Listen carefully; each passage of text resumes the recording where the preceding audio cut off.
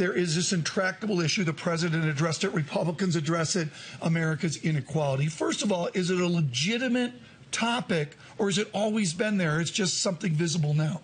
Well, inequality is worsening in many advanced economies, and especially in the United States. You have to ask yourself why.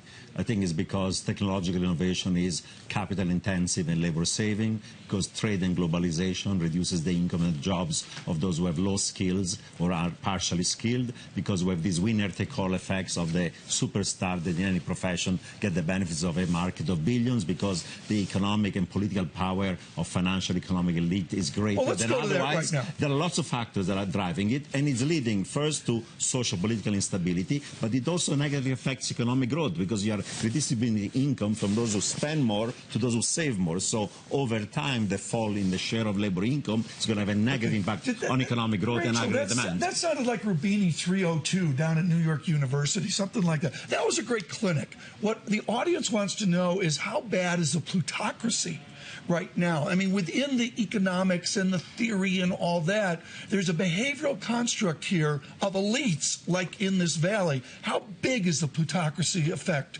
in 2015? Well, it's significant because we're in a democracy where it supposedly has to be one man and one vote, but the reality is those who are billionaires, those who have economic and financial power, can affect legislation on taxation of capital gains, of carried interest, by having that political power. In the U.S., we have a system of legalized corruption, if you think about it.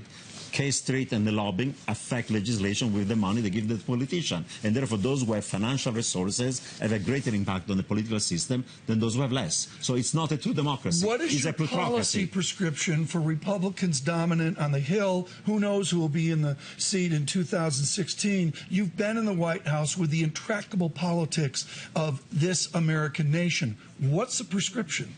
Well, last night, President Obama correctly said we should tax slightly more the top 1% and the financial institution. Republicans didn't applaud. Republicans didn't applaud. They didn't applaud, and they're not going to vote for it. Now they control the Senate in addition to the House. But the problem is going to be that even among Republicans, the middle class and the working class who votes for Republicans, they're worried about the rising inequality. And therefore, their chances of winning 2016 are going to be affected. Romney lost in part last time around because he made the remarks about the 47%. If that's going to be the attitude of the GOP, it's not going to be good for them in 2016.